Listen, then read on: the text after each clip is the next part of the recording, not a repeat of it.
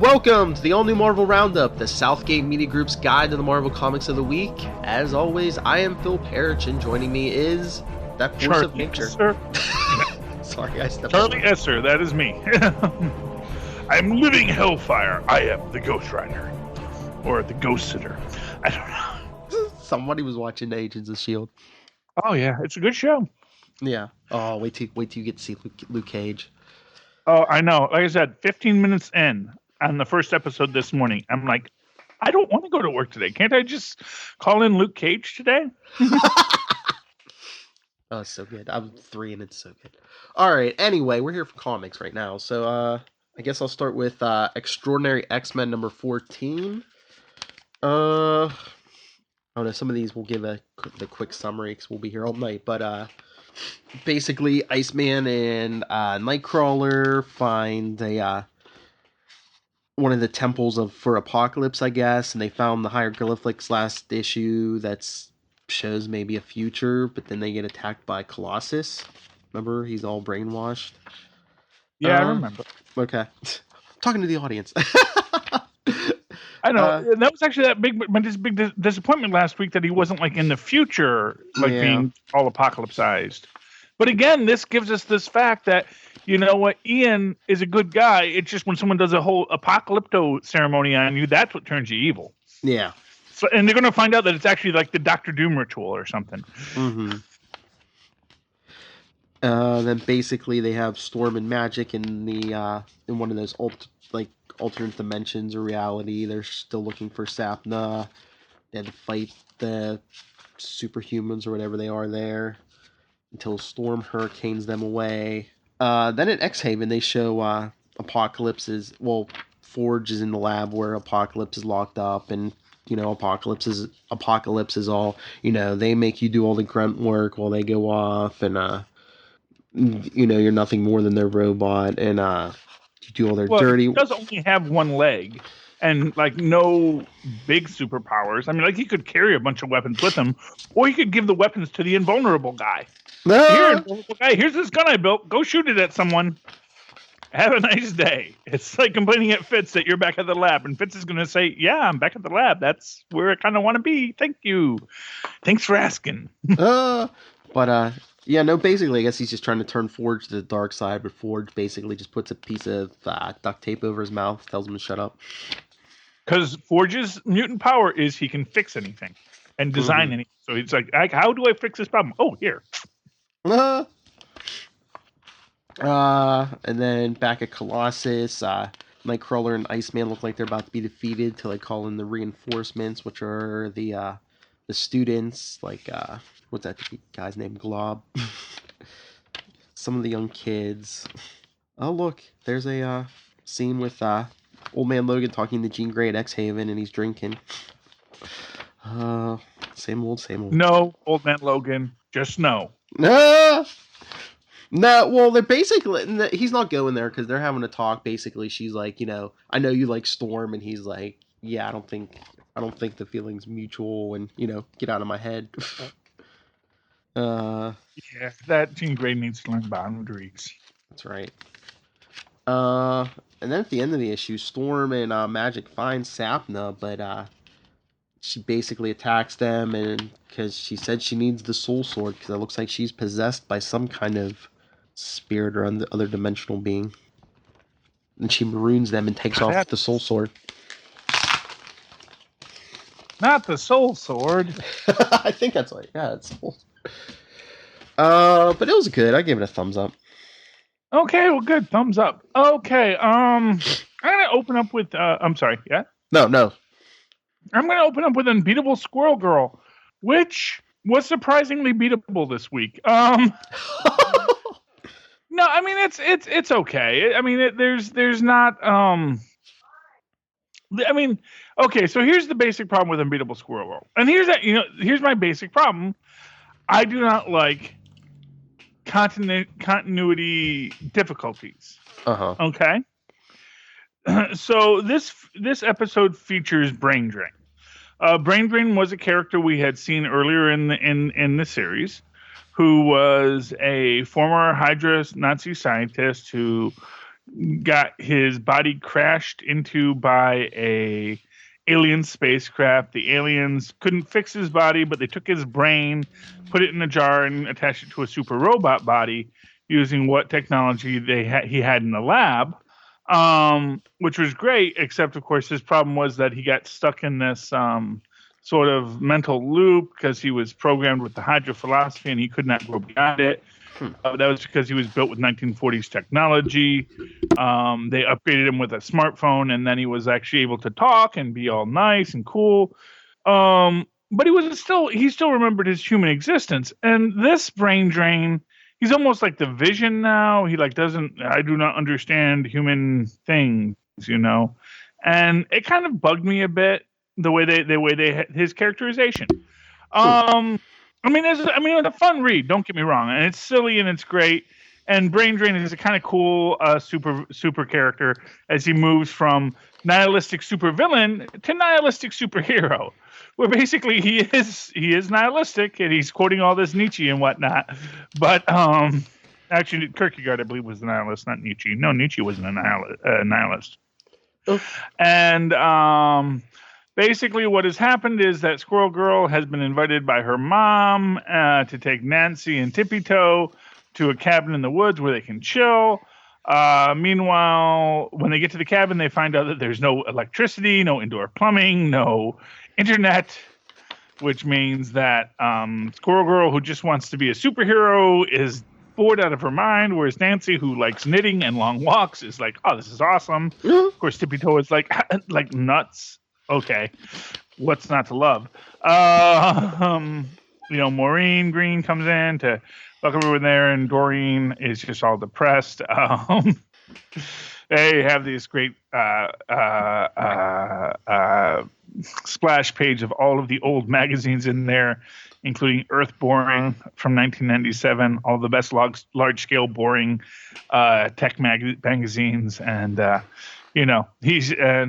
author's note is, I tried to make this boring, but I couldn't. And then we have what I think is just weird. We have this guy breaking into a electronics shop, does a smash and grab, takes a computer. Brain Drain stops him, takes him to the police precinct where a cop takes the criminal, but the criminal and the cop look exactly the same. What? Then Maureen has a mystery for Doreen, which is that there is a missing muffin in their house, and they don't know who could have stolen the muffin, so Doreen tries to find it. Meanwhile, we do back to Brain Drain, meets more people who look exactly like the same person. They find that Tippy Two says he saw a pair of pants running into the wall. That may have been it. And we find out that there is this character named Enigmo, who is basically, he's just a bunch of little people, and then he can merge all those little people together to be a big people, and then they all become, but then there's also a bunch of full-sized Enigmos all out there, and they have decided to take over the world. The Enigmos are fighting Doreen and Maureen and Nancy Whitehead, and do take them all prisoner. Oh, but I see that Tippy Toe has not been taken prisoner, so that will obviously be a big escape next week or next month. It's funny, it's cute. I didn't like them kind of changing the characterization on Brain Drain, and I'm like not feeling Enigmo, especially because they do make this point that there are a lot of superheroes in New York. So certainly Squirrel Girl going on vacation is fine, but then the guy takes over the world. And but it's up to Brain Drain and Squirrel Girl to save it. Because they do ask you to rate these comics. I only gave it 3 stars on the Marvel Comics app. I'll give it a thumbs up because it's a good read. If you like Squirrel Girl, it's still a good Squirrel Girl comic book, but it's not up to their usual standard. And that's my statement. No. What's your next book, Bill? Although I will say that the events of this book take place after the events of Unbeatable Squirrel Girl beats up the Marvel Universe. Huh. Then I guess I'll go to Nova number 11. Okay. The final issue before they reboot it again. Yeah, well, I gotta do that eventually. Yeah, I know. So last issue, Sam was looking for the source of his powers, and he found the World Mind, and he's asking the World Mind, like, what are you? And basically getting the runaround, like, I am the World Mind. But Sam said he was gonna quit if he didn't find out how his helmet works. But the World Mind tells him, I power most of the Nova Core, but your helmet's different. It has like a different onboard reactor, and that seemed to be enough for Sam. It was like, oh, okay, onboard reactor, okay. So then the World Mind said he has all the minds of the dead Nova Core members in his like memory banks or whatever. So Sam asks him, is Jesse Alexander his father in there? And he says no. So Sam's like, good, my father's still alive. And then he asks him about Richard Rider, the previous Nova, and he says he brings him out because the World Mind starts to talk a little like Rich Rider, and he tells Sam he can't quit, he can't quit being Nova. Yeah, there's a lot of other superheroes on Earth, but Sam is needed. He has to carry on the legacy. So Sam leaves, feeling all, happy about it, and he goes to tell his mom that he's going to continue as Nova, and he says, here's a tracking device, so you'll at least always know where I'm at. And then later at school, Sam tells all his friends that he's Nova, even though they've already mostly figured it out. And he's feeling all good about himself. But then they put in an extra page of story after the letters page, Charlie, and guess who's back on Earth? Richard Rider. That's right. They tried to classify it in the previews, but yep, Richard Rider's back. I don't know how he got out of the World Mind and everything, but he's back. Well, let me make a point of it. Okay, so there's two options. One is that he's one of the extra universal people who fell through. Yes. The other option is that, because this is one thing I was going to say about that, like when the World Mind was saying, oh, I have all of the previous Novas recorded.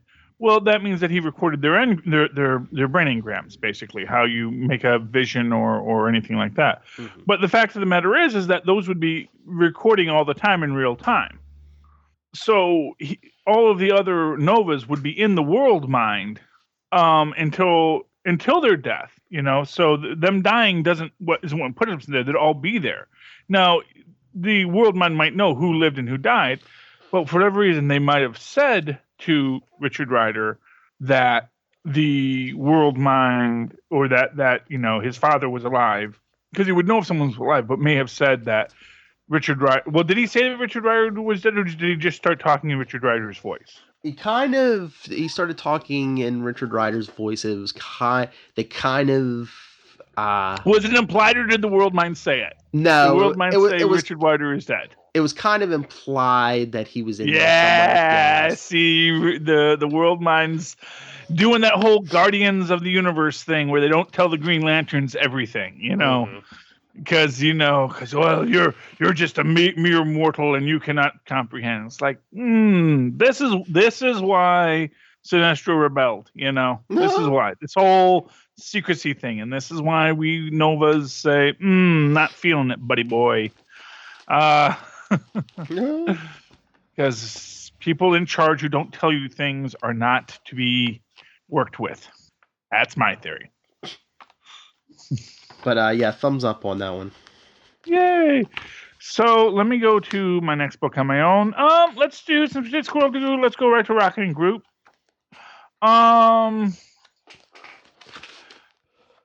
So how do I feel about this book? I did like it. The thing, like Squirrel Girl, thumbs up. Rocket and Groot is a thumbs up. What is a little hard for me on these books is that, they, I guess they just don't live up to what they had previously been. Although this is it's a good take on it. It's nice, we have Gwen doing this constant fourth wall break, which I think is fun. Although again, what differentiates this, I think, from the main Gwenpool book is I think she does it less in the other books. I think this is kind of putting it too much on the nose, how much fourth wall breaking she's done. Because she's just like, saying, hey, wait, should we do a recap of what happened for the people who didn't read the recap page, which is everyone? And like, everyone's like, what are you talking about, you crazy, crazy Earth girl? We found out that basically there was this planet that was ruled by an evil dictator, and then Captain Marvel came along, and this is Chami. You'll recall the alien from this episode. Chami was a member of this race, but the was ruled by this evil dictator. Then Captain Marvel came and just totally took out the dictator, freeing everyone, and flew away. And then, of course, another group of evil dictators took over. And various things happened. And then Chami wound up with a gang of smugglers because he was really good at disappearing, which you find out exactly how he's so good at disappearing later. Then they get this gig with this guy who he thought was cool because he was the same race as him. They were looking for this scroll that had this secret knowledge, and then the evil guy killed all of the other members of his smuggler crew, and Chami left with the scroll. He found out what the problem was with the scroll. It had this formula that could depower Captain Marvel, at least temporarily. He says, I've done a lot wrong in my life, but this I wanted to do right. And Captain Marvel saved my life. I would save hers. I destroyed the formula, but the information was still in my brain. The one place Reeve knew he could still find it. Disguised himself, moved to Earth, was hiding. That's when he fell in love with his girlfriend. Reeve eventually took the information out of his brain. Reeve's girlfriend is very excited. She didn't know she liked all this superhero stuff. For Chami's girlfriend. Basically, they, fight. And then Gwenpool says, why does Reeve want to kill Captain Marvel? Says, well, after Captain Marvel left the planet, the new tyrant that seized power started experimenting on everybody, or experimenting on dissidents. They make the point that, they don't get it here, but they do get to it eventually. It's very funny because they're trying to call Captain Marvel to let him know what's going on. And this is actually kind of, they've established that Rocket spends a lot of time talking about how big his muscles are in the recap. So Gwenpool says he clearly has some sort of body dysmorphia because he's clearly not that muscular. We get this ongoing joke with this guy at the front desk at the Triskelion who doesn't want to connect them to Captain Marvel because you don't just get to call and get connected to Captain Marvel. One would think there would be some kind of Guardians of the Galaxy protocol, but yeah, we'll move on from there. They drive to the airport. Rocket and Groot are going to go on the plane with Chami to fly back to New York so they can protect Captain Marvel. And Gwenpool says she's not going. She says no, because they're saying he's going to kill Captain Marvel. And she says no, he's not. Captain Marvel is like one of the biggest characters right now. They're not gonna kill her off in a book about. It says look at the. Basically, what she says is look at this book. Whoever is writing this book is not anyone important. They're not going to have the right to kill Captain Marvel. They're not going to kill off Captain Marvel, the most popular character out right now. And as she says, the book about the squirrel and the talking tree. And she says she won't go. This is actually what actually makes this book work for me. And I will say this: is she's sitting there and she looks over and goes, "Holy, hey, are you Kitty Pryde?" And the girl looks over and says, "Yeah." Says, "What are you doing here?" It says, I'm not totally sure why I'm here." And he goes, "Oh, blank Bendis writing." says, and Kitty says, "What's a Bendis?" He says, "Bendis is Brian Michael Bendis. He's a big deal comic book writer. He uses tons of word bubbles and panels, and I think he has like an unhealthy obsession with you, and he would totally have the authority to kill Captain Marvel." And Kitty Pryde says, "So are you like a crazy person?" It says, "I need a ticket for whoever like the tree and the talking squirrel went on." And it said that she asked in the middle scene, she says, "Is this really worth it? I don't personally know Captain Marvel." But then she decides to go. She gets a little t-shirt that says I Peach, Georgia, at things. And then we get, apparently everyone has defeated the, what was it? I think it was what's that insect group that are always bothering the X-Men? The Brood? The Brood, yeah, the Brood. Anyway, Captain Marvel tells Puck to go take a shower. She pours herself non-alcoholic vodka. She says, "What's even the point?" Oh. And then comes to attack Captain Marvel, and she can't use her powers. And then he starts in with, she says, "Well, I'll just fight you because I actually am a pretty good fighter just without my superpowers." And then he starts in his monologuing. They get to the Triskelion, fighting New York traffic. And again, the receptionist won't let them in. Reeve explains why, after she liberated the planet, everyone started experimenting, or the next tyrant started experimenting on people to build super soldiers, which eventually came back to haunt them because Reeve became a super soldier who killed all the people who had experimented on him. Which, going to happen. Don't know why people don't think that's going to happen. Always going to happen. And Captain Marvel, he's like, "I'm sorry that happened to you, and you're not wrong, but this is," because there's basically, you superheroes, you fix things, but then you just walk away, as if like, yeah, because, there's like 8 million other things we got to fix. Couldn't you guys just overthrow your own evil dictator just freaking once, or just not let an evil dictator take over again?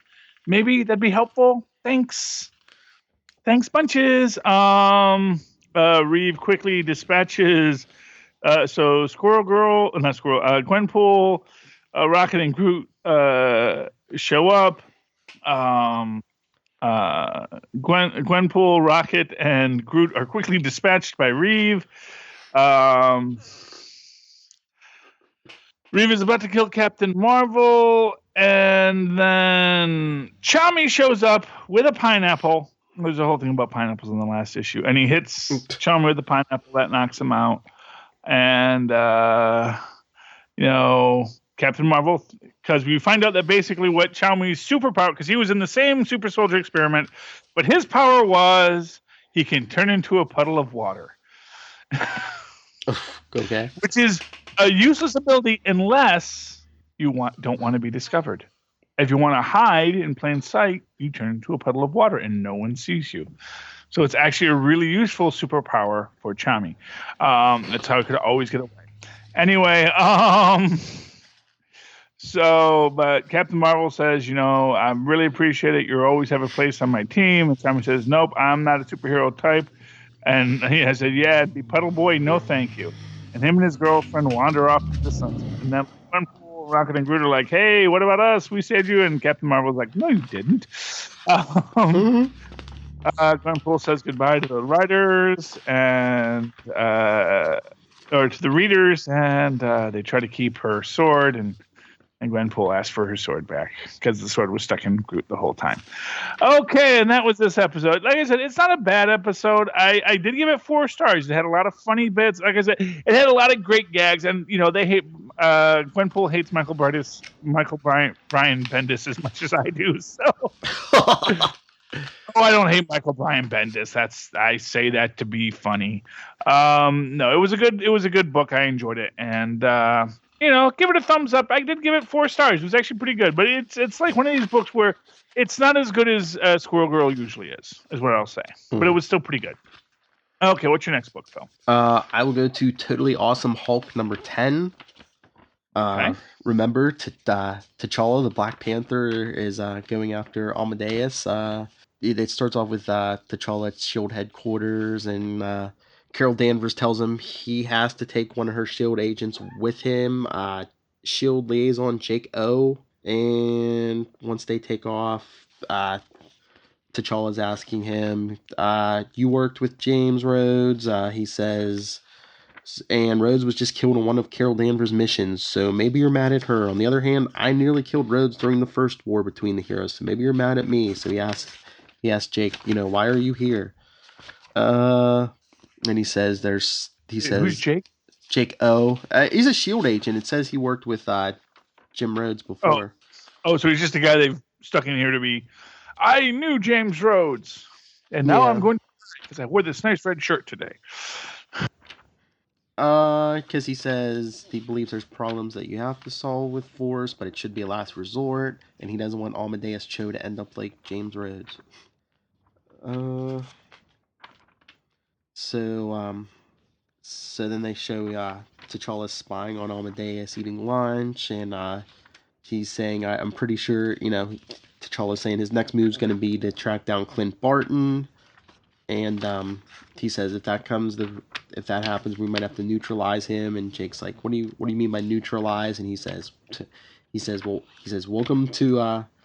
He says, you wanted to ride with the king. Now your job is to help determine the answer. Welcome to the weight of the crown. That's good. Mm-hmm. And then Amadeus is leaving lunch, and his sister tracks him down. She says, there's been news.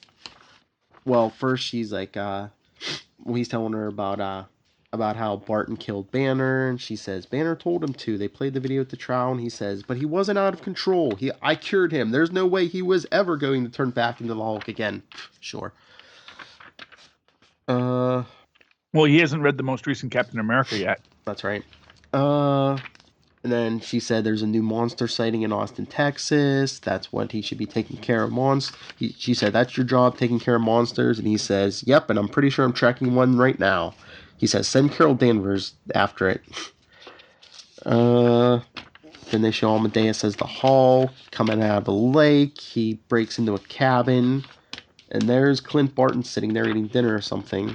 And he says, Amadeus, okay, look, I know you're angry. And Amadeus says, you have no idea. And quote unquote Clint Barton says, I thought so. And he drops his holographic disguise, and it's T'Challa. Bum, bum, bum. Not for nothing, Clint Barton had a Hulk killer arrow, and Clint Barton is actually a pretty savvy guy who builds his own arrows. And if Banner gave him a Hulk killer arrow, he probably made a second. Just saying, Amadeus, don't get cocky. As smart as he is, Amadeus is a teenager, and I don't think he's in his right mind right now. Because he's asking T'Challa, he says, where's Barton? And he says, know where you'll find him. And Amadeus says, you tricked me. And T'Challa says, I shouldn't have been able to, but you're not thinking. You're just feeling and smashing. Yes. Well, Amadeus keeps on switching forms, right? He goes Amadeus and then Hulk, Amadeus and then Hulk. The cabin here? Well, yeah, he showed up at the Hulk, and then he was Amadeus, and then he switched back to the Hulk. Yeah, see, because that physical transformation was what causes the personality dissociation. Mm-hmm. That's why the Thing always stays the Thing, because if he kept on changing back, his Thing form would become too violent, because that would become the monster form. That would be his aggression and his anger in the same way the Thing is. That's why the Thing and She-Hulk try to stay in one form as much as they can. Mm-hmm. So, basic so the rest of this issue is basically them duking it out. T'Challa has that Panther armor, he's using Sonics and everything else against Amadeus, and as it looked some kind of energy or something, it looks like he's electrocuting Amadeus with. Meanwhile, Amadeus' sister is in Austin, and she's about to get attacked by a giant crab creature. So, you should have been there, Amadeus. Crabmen. But they were friends with the Hulk. Weren't the Crabmen friends with the Hulk? So did the Hulk fight the Crabmen? I don't know if it was. No, it's like a giant crab, and it looks like looks like a human being who transformed into it. So yeah, it's not the actual. So it's not the Crabmen from that episode of the Hulk that eventually got retconned out as being false or a dream sequence or something. Yeah. Although I think since then they brought back the Crabmen, so who knows? But yeah, it's a thumbs up. Yay! Okay, so let's go on to New Avengers 16. Civil War II. Okay. So we open up this book where we last left off. We have Agent John Garrett upset because he just blew up Whisper headquarters instead of the other headquarters. He realized that Songbird had played them. We've got the entire Avengers team, Hulkling, Cannonball, Wiccan, Power Man, Dr. Positron, Squirrel Girl, and Tippy Toe, Songbird, and two white tigers ready to face the Whisper and the Maker and his team of evil bad guys, including Vermin, Angar the Screamer, Paybok, he's not the Super Skrull, he's some sort of Skrull, and then this other sort of mystical being-y creature. We see Warlock watching, or not Warlock, we see Roberto and Warlock.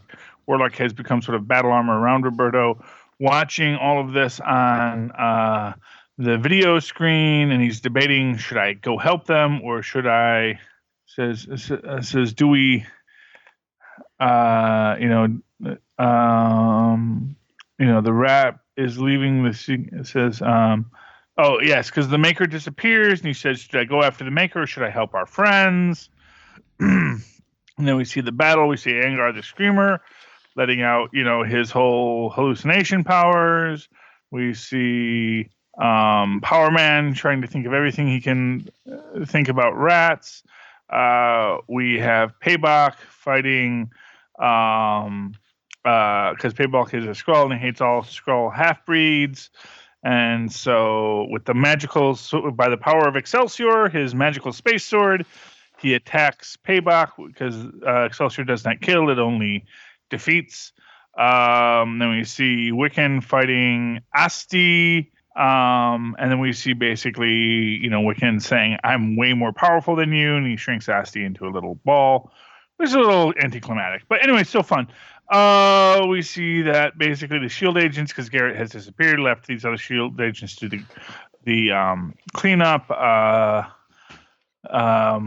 The Maker shows up, pulls a gun from a universe where World War II was fought in space. We all remember that, what if, right, guys? And shoots the S.H.I.E.L.D. agents, gets his little backup of his Omnitronicus, and they go off to live again to fight another day. Actually, going to go attack Air Force One. We go to Angar the Screamer. Apparently, Angar and Songbird, when she was screaming Mimi, had like a relationship. And Angar got shot. But then she has to overcome the mental manipulations of Angar. She rips off her old screaming Mimi outfit to reveal her Songbird outfit. And she kicks Angar in the face. We see basically the president being kind of annoyed that the superheroes are having another freaking civil war. Says, am I going to have to get involved in this personally? And the Maker shows up, basically, saying, "I will, I'm going to sell you. I need money and the best scientists around." And the president says, "You don't really think I'm going to give that to you?" And he says, "No, but whoever I sell you to will." Bum bum bum. Back at the dojo, Power Man and Squirrel Girl are fighting Vermin, and then who should save the day?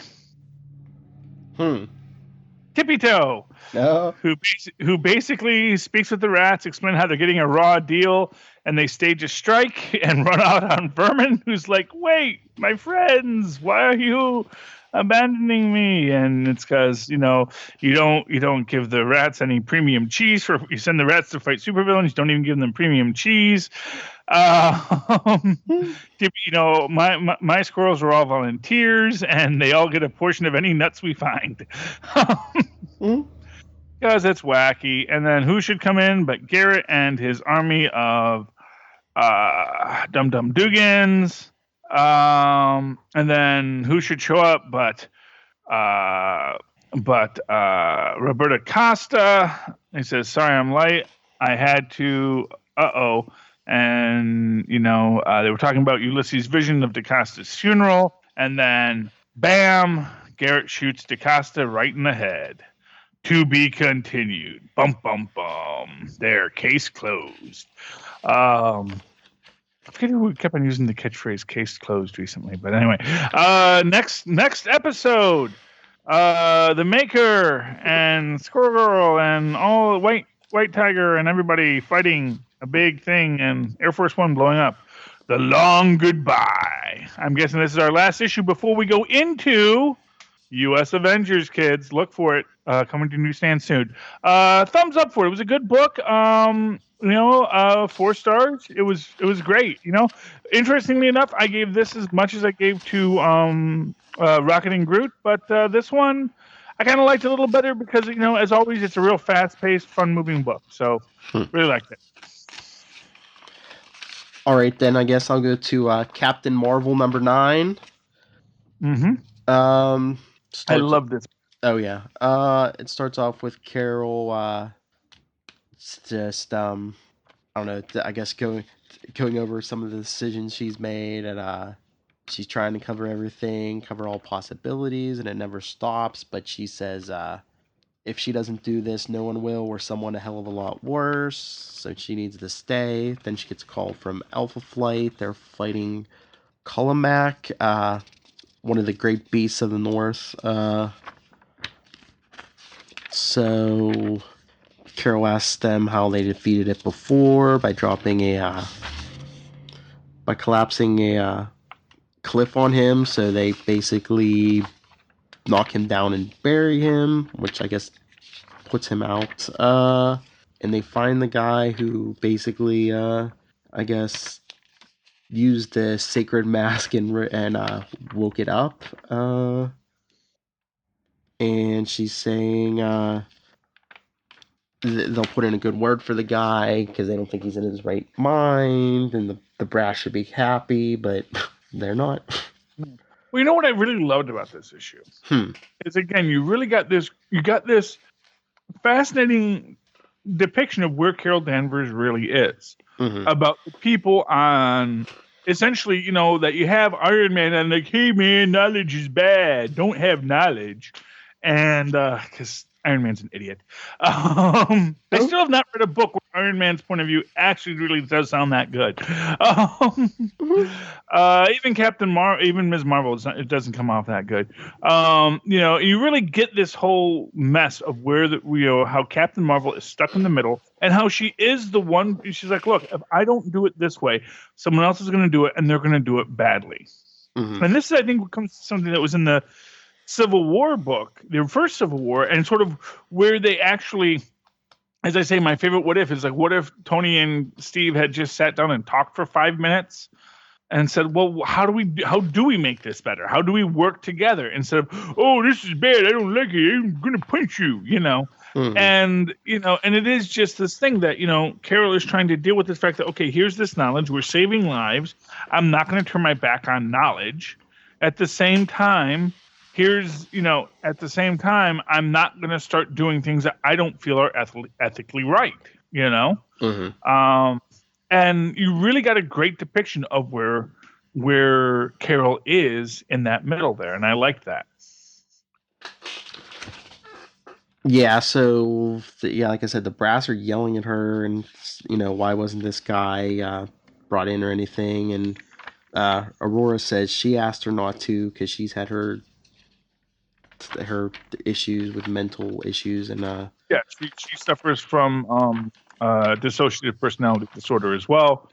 I don't think they said that he has dissociative personality disorder. They said he was schizophrenic, which isn't quite the same disorder, but they can be very related.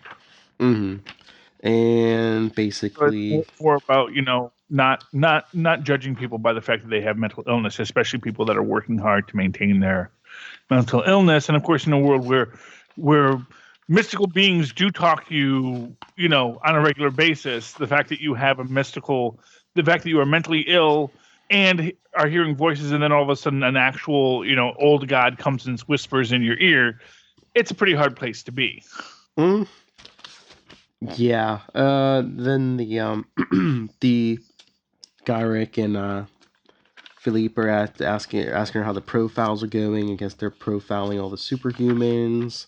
and they want her to, I guess, start profiling superheroes. And she says, you know, she has some issues with it. And they say, well, wouldn't you like to know that Barton was going to kill Bruce Banner? And she says, I can see adding those with a criminal record like Hawkeye. She's like, but that's as far as I'll go. She says, if other old friends hate me, I can live with that because I know how many innocent people we save. But it only works if we hold ourselves to a strict standard, show that we're not just targeting people we don't like. That I'll never sign off on. The second you ask me to do something like that, something I can't live with, I'm gone. And you can see how well this works without me. And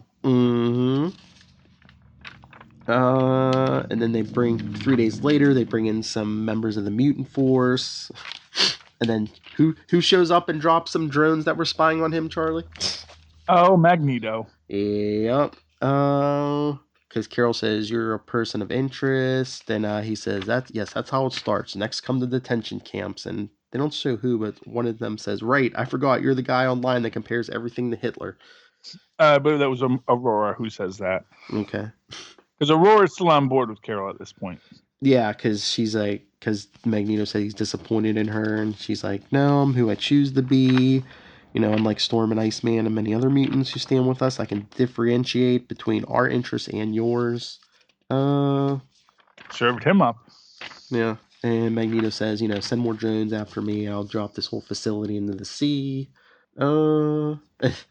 Then Carol's like, how do you even find the drones? And they're supposed to be cloaked even from you. He says, I am Magneto. That is all the explanation necessary. And Puck goes, that guy needs to work on his confidence, eh? Yes.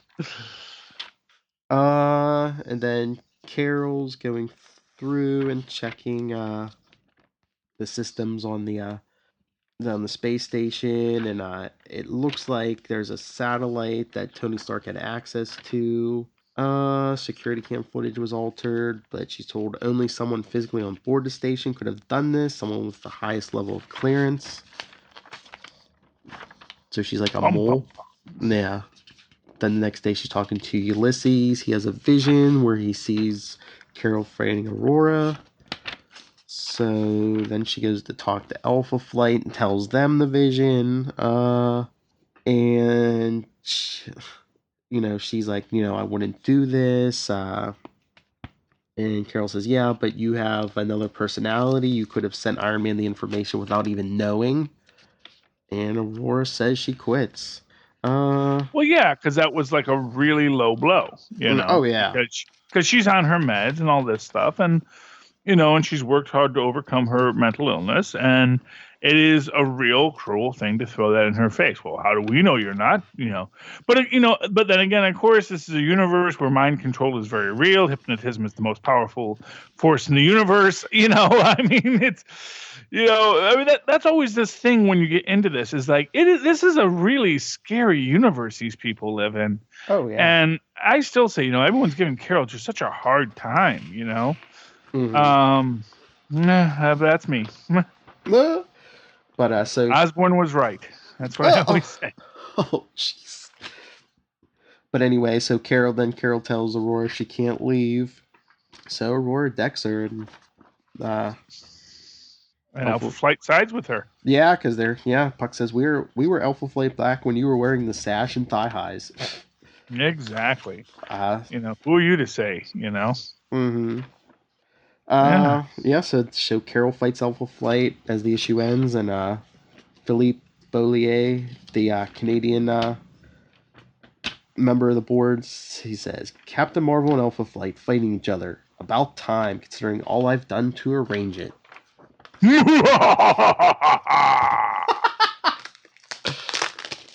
To be continued. Yes. Dun, dun, to be continued. The Canadian was the evil one the whole time.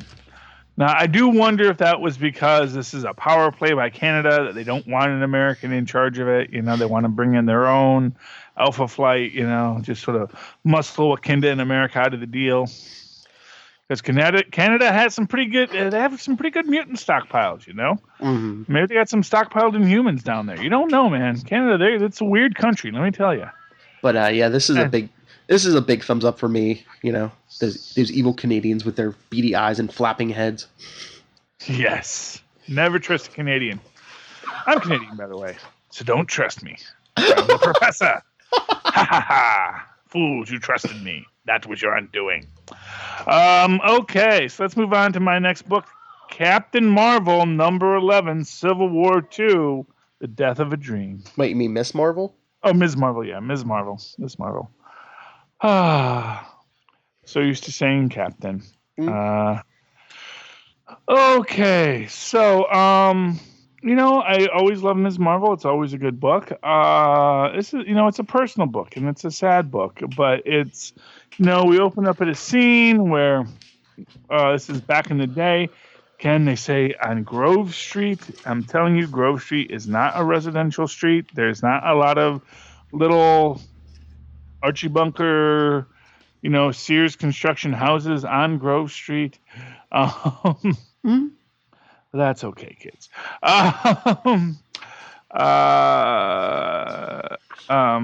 Kamala's mother's walking upstairs with laundry.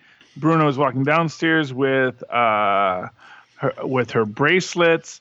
And this is one of these things that kind of strikes me in this moment because I'm watching this, and much like Boulder, where even though there's no reason for this character to have unstable molecules, somehow their uniform, like Boulder's uniform, is just as invulnerable as Boulder is. Mm-hmm. Even though his uniform is literally like stuff he bought at Walmart, like camo shorts and a t-shirt and a little Ninja Turtle mask.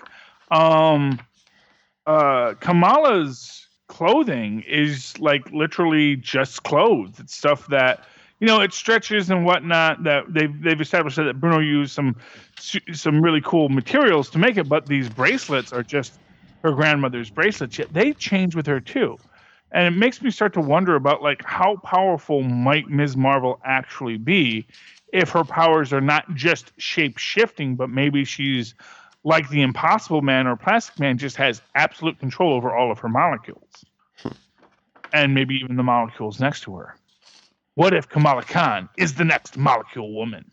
Bum, bum, bum. Okay, this is pure headcanon. Anyway, not related to the story, except for the fact that you can realize that, oh, hey, those things do weird things, and, why do all her clothes do these weird things? Like when she shrinks, they shrink. When she grows, they grow. They should not do that. She's fighting Basic Becky in her armor. She had gotten the Canadian Ninja Posse of hijinks to sort of pretend to stage a bombing at a junkyard. And then they show Becky that because Ulysses saw the vision of him blowing up the junkyard, and then they show that no, there was no bomb ever, no real threat. And then, of course, one bomb does go off, and Hijinks says, well, I had to set one bomb. I am a supervillain. Then basically Becky and Captain Marvel fight. The Ninja Posse joins in to help fight Becky. And then who should show up?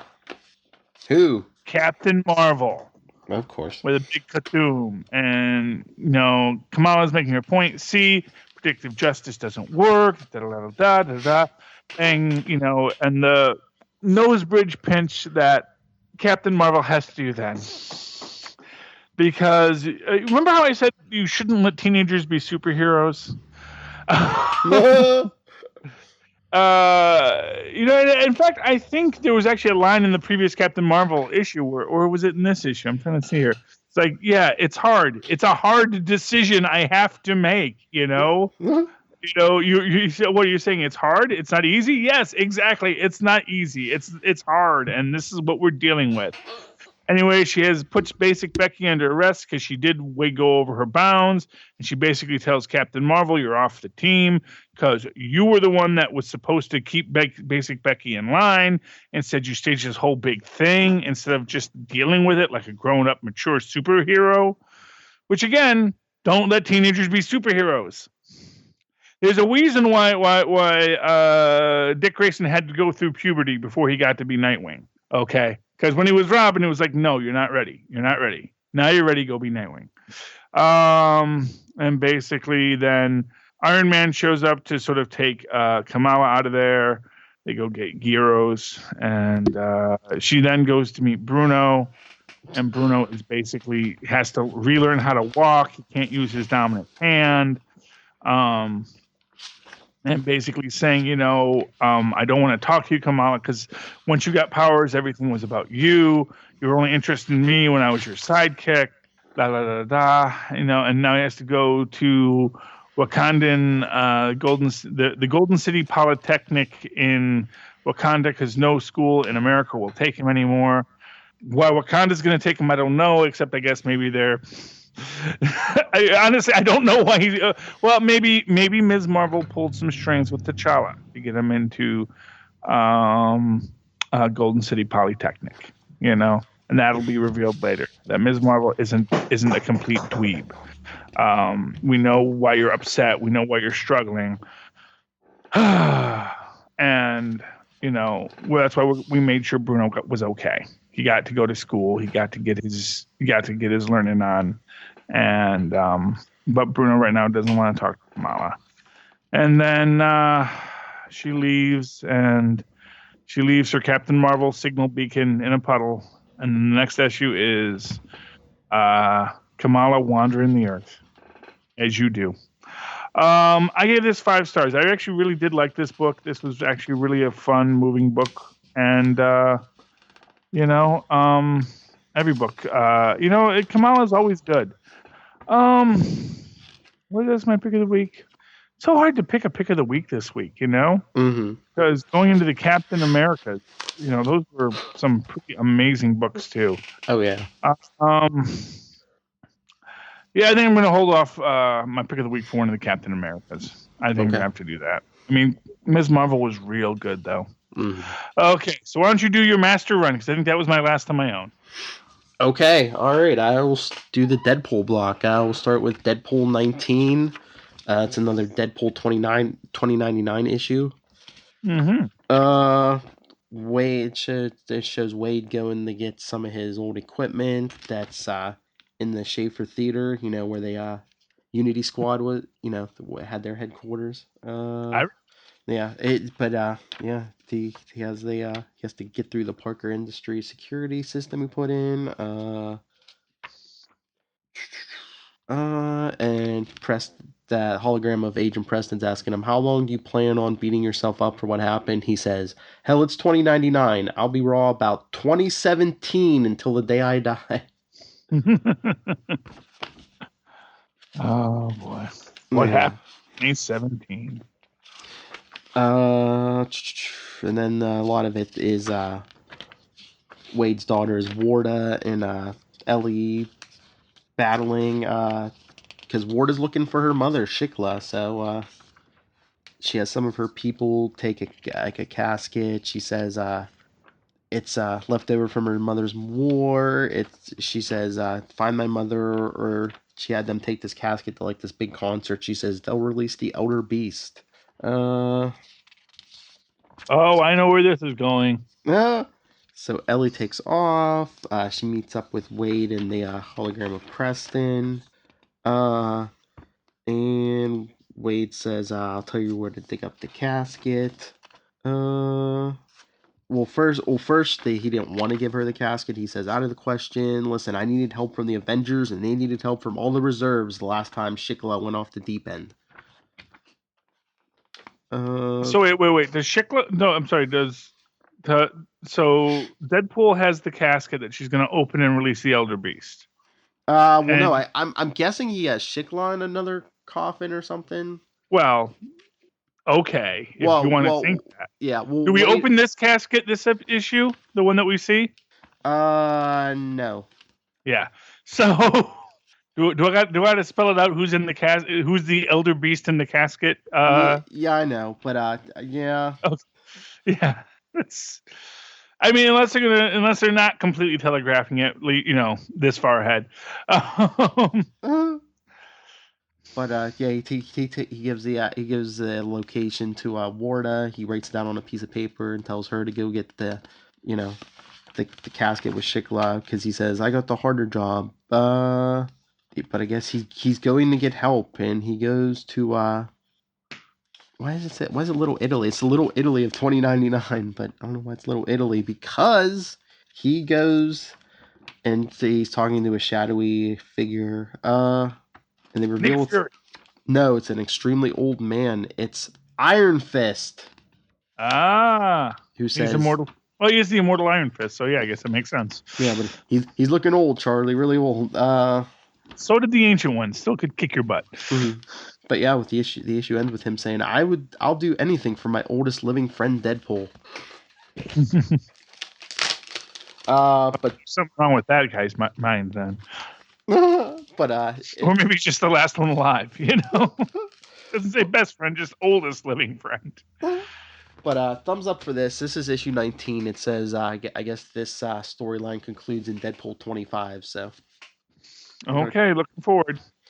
All right, and I guess I will go to Deadpool Annual 1. I started reading this, and that's when I messaged you and said, "Oh, you should read this," and then just. I don't know. It kind of went downhill from there. Yeah. I kind of felt that too. It's I did read it, and it's like, oh, okay. For me, it's always like a weird thing whenever they want to do like, hey, let's take that sweet, fun, as what's his name? The evil guy from the Spider-Verse storyline said when he visited this universe, everything is so sweet in this universe, like candy. When you have this kind of sweet cartoon and then you just try to make it into something way more horrible than it should be. Not cool, but I mean, it wasn't horrible. It was fun. It was funny. It was interesting. I like the fact that they like totally lean on gay Bobby Drake in this. Yeah, the whole story is just that Deadpool basically buries Spider-Man a lot. It's Spider-Man and his amazing friends, but Deadpool buries Spider-Man so he can trick Firestar and Iceman into killing the Sinister Six. Yes. Well, I mean, I think that was kind of a spur of the moment thing. They go to battle the Sinister Six, and then he kills Mysterio. And then everyone's like, what? Huh? And he's like, yeah, they totally killed Spider-Man. And yeah, and then Iceman and Firestorm, totally get all crazed vengeance. I like the Iceman line of, this was a line we said we'd never cross. Now I am truly a man of ice. Yeah, then of course, Spider-Man comes out, digs himself out of the grave, and he's like, oh, sure, when Kraven buries you alive, It's your best story ever. I do it, and it's, it was cute. It was fun. It was funny at times. I did, I'm not going to say I didn't enjoy it, but it's, it's sort of like with the Doctor Strange annual. Oh, that's the book I didn't read that I actually did read, the Doctor Strange annual. Did you get the Doctor Strange annual? Yes, I did. Okay, so that's one we both read. Okay. It's like, okay, it's an interesting story, but, does it really mean anything? It's, when they did Atlantis Attacks and they did the Evolutionary Wars, all the annuals. And that was how they got this idea. Well, let's sell the annuals because when we do this big crossover event, all the annuals are where the crossover event's going to happen. Yes. But then they realized, well, what if we just made every book a crossover event? And then we'd sell every book. They said, well, are we still going to do the annuals? I said, no, that's too much. So now the annuals are back to being just kind of filler stories that you don't really care about.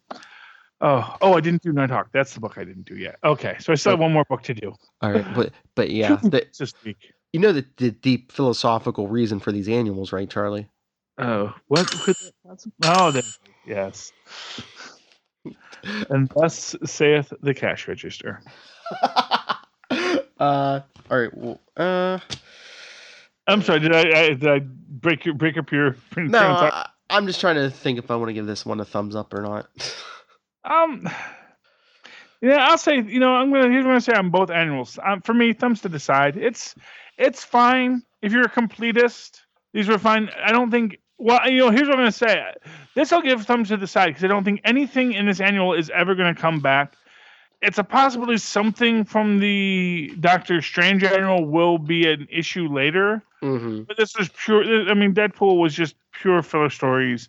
Although maybe we'll get Goth Mecha, Goth Lolita Mecha back sometime, and then maybe that will happen. So maybe this was the introduction. Maybe that's what the importance wasn't the Deadpool and his insufferable pals. Maybe it was supposed to be, the Goth Lolita fights, biohacked Deadpool, which I thought was kind of, because that kind of reminded me of the Spider-Man Deadpool storyline that's currently going on. So is that kind of struck me as weird, like, oh, really? That kind of is aping that. So, but sorry. Sorry, I was gonna say I'll give the Deadpool annual thumb to the side. I'm not even gonna talk about those backups. It wasn't worth it. Yeah. But speaking of Spider, Goth Lolita mechas, robots that look like gothic cosplay. At least she wasn't steampunk, as Deadpool said. No. Anyway, go on. All right. Well, then I'll go to Spider-Man Deadpool, since you mentioned it, number 9. Did you have a chance to glance at this at all? No. Actually, I wasn't even sure like which books came out this week and which books did. So I wasn't sure if that was a new book or an old book. So I actually, and also I just kind of ran out of time because I'm reading these all at work. Sometimes you actually do have to do work at work. So that's where we at. Yeah. So what happened when last we left our intrepid heroes? They were transfusing, dog plasma into the cat and seeing what was going to happen. Now, do you ever see that cartoon where the guy and the dog are walking down the street and they get hit by a car, and then the ambulance comes and he's hello. He says plasma, dog plasma, and then confuses them, and then gives the dog plasma to the human, and the human gets the dog plasma, and then the human starts acting like the dog, and the dog starts acting like the human, and the dog sounds like Art Carney. It's very good. So when we last left our intrepid heroes, they were going to put Spider-Man fluids and Deadpool fluids into a young woman who I'm guessing hates Spider-Man and Deadpool. Yeah, it gets into that later on, but a lot of this issue is Spider-Man and Deadpool fighting the White Rabbit, the Gibbon, the Squid, Swarm, Ox. Wait, the Gibbon? Yeah, the Gibbon. Gibbon's back to super villainy? Yeah, I guess so. Fiona Fitzhugh break up? I guess. That's so sad, man, because that's why he went back to super villainy, because him and Fiona Fitzhugh, I have to write in a letter now saying, I was so sad to see that the Gibbon has returned to villainy now that he and Fiona Fitzhugh have broken up. I'm the only person in the world who knows who Fiona Fitzhugh is and why she is like the best character in the Marvel Universe. Fiona. But anyway, sorry. Since Deadpool's face is healed in this, he's running around the whole issue without a mask on. But does he still have healing factor, or is he just a guy who's going to die now? Oh no, he has a healing factor. Yeah, he actually gets the White Rabbit stabs him through the chest. Well, she stabs him in the back and it comes out his chest with a umbrella. So yeah, okay. I would say he has a healing factor. Okay, but he scars, or does he not scar? I don't know. Okay, well, guys, I'm guessing that's what we're going to find out later. Is that he, unlike Wolverine, he doesn't reset to 0. He just always has the scars. Mm-hmm. And I don't know if they're hinting around that something's going on with Deadpool and Spider-Man, because I don't know, they're kind of hinting around Spider-Man's acting a little more crazier and Deadpool seems a little more laid back. So I don't know. Uh-oh. Got the dog plasma and the human plasma mixed up. It's my Deadpool's plasma mixed up. So I just see if Spider-Man starts getting little growths on his face. No, but sweet Pagliacci. But yeah, then the villains get taken out at the end by Itsy Bitsy, the girl you were talking about who got infused with Deadpool and Spider-Man blood. Okay. So she takes out the villains. Yeah, she has 6 arms. 6 arms? Oh, and 2 legs, so that's 8. Yeah, See? she's like, because Spider-Man says, "Who are you?" And she says, "Don't be scared, Daddy. We're going to have such wonderful times together. I'm one of you, just like you." Uh, Bum bum bum. they try to stop her, but then she takes off. And then the issue ends with Spider-Man and Deadpool hanging out on one of the bridges in New York. What's this? Oh yeah, so Deadpool's commenting on I guess him and Shikla are having issues because she doesn't like his new face. There's a scene in a flashback where he tries to burn his face off, but I guess it grows back. Oh, and it heals back pure. Okay, so interesting. Yeah. What will happen next? Fix Deadpool, so Deadpool's all fixed. Yeah. But Spidey's going to start going crazier and crazier. This is a thumbs up for me. I'd say this was probably like the best Deadpool book of the week since there were so many.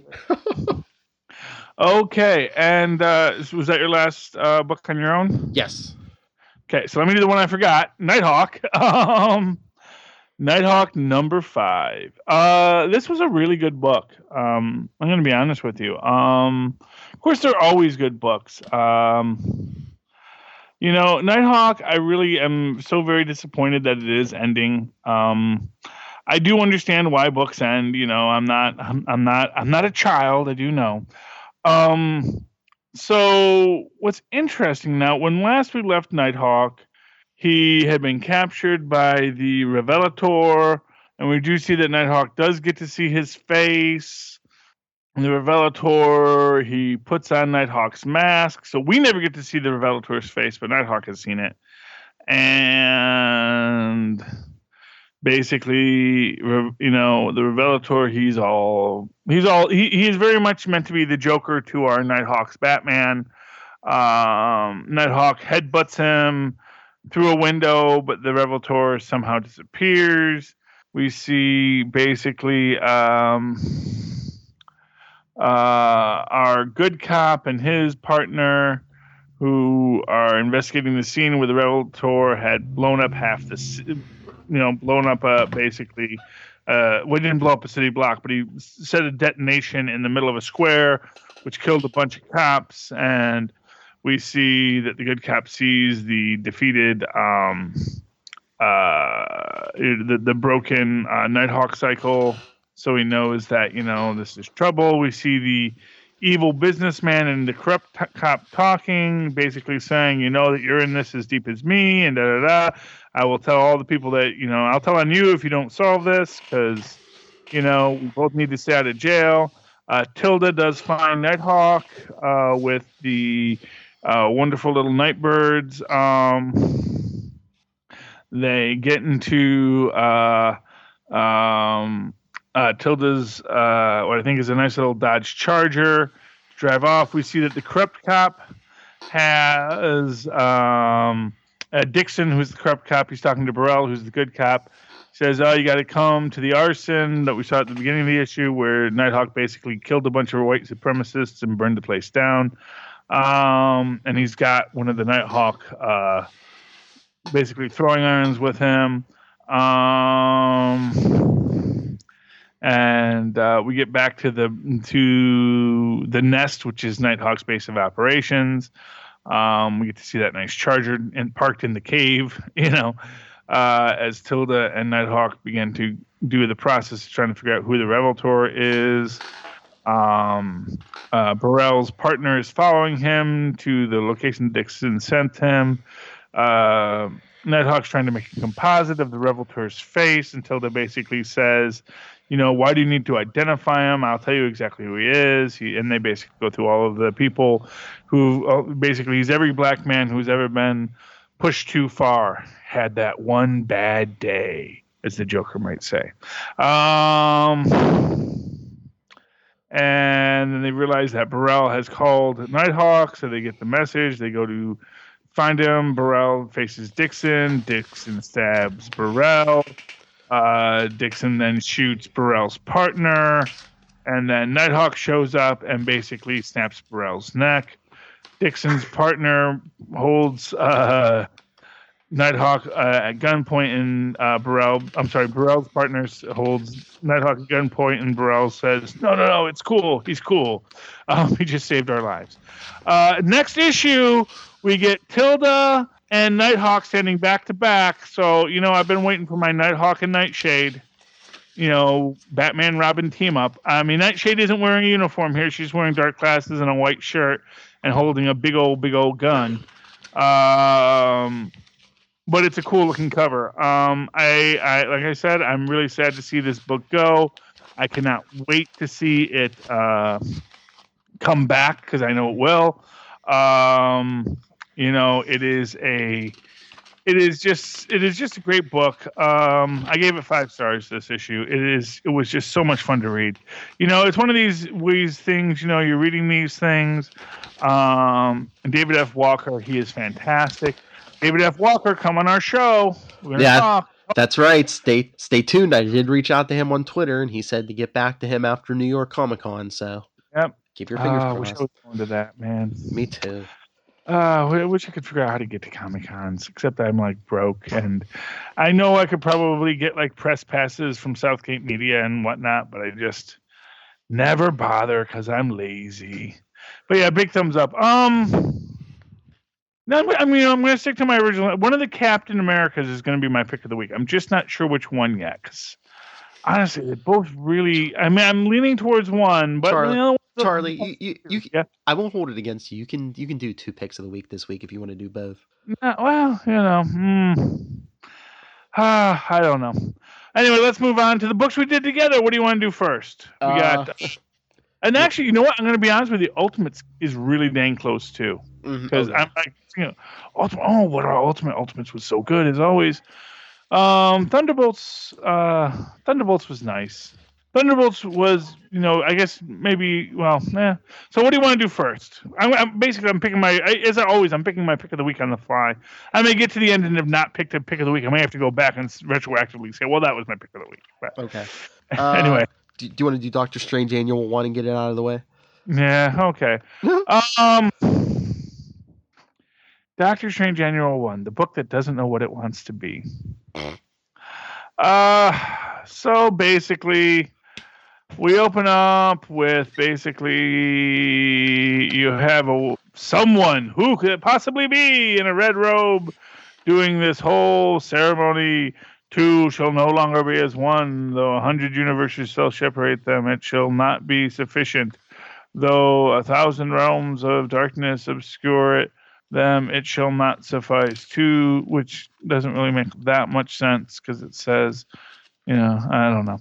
Anyway, 2 shall be broken up. Basically, if you didn't get it beforehand, we're going to get to it in a minute. We have the extra dimensional contractor, who's basically saying we're giving you multidimensional, which it was, and this is like there's this stuff here that doesn't make a lot of sense because we see this guy, Wong says we're supposed to have interdimensional gaskets, and he says no, I'm giving you a multidimensional. That's what it says on the work order, and it said I don't care what it says on the work order. It says, hey, if interdimensional gaskets existed, do you think I'd be working here if I'd invented it? And then we see 5 years later and you see that he's like this billionaire mystical guy, I guess, mystical contractor, because I guess he invented the interdimensional gasket. I'm not sure.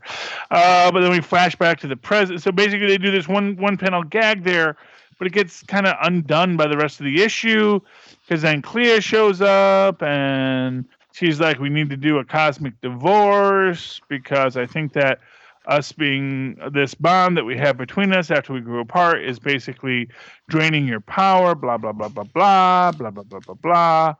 What did you do when the Imperial Cult came? She fought like everyone else, just wasn't with everyone else. Doctor Strange's all upset. Then we have to go to Wong's room. And we see that now the contractor is an extra dimensional being because apparently the contract said that he got the house and Wong because Doctor Strange doesn't read contracts.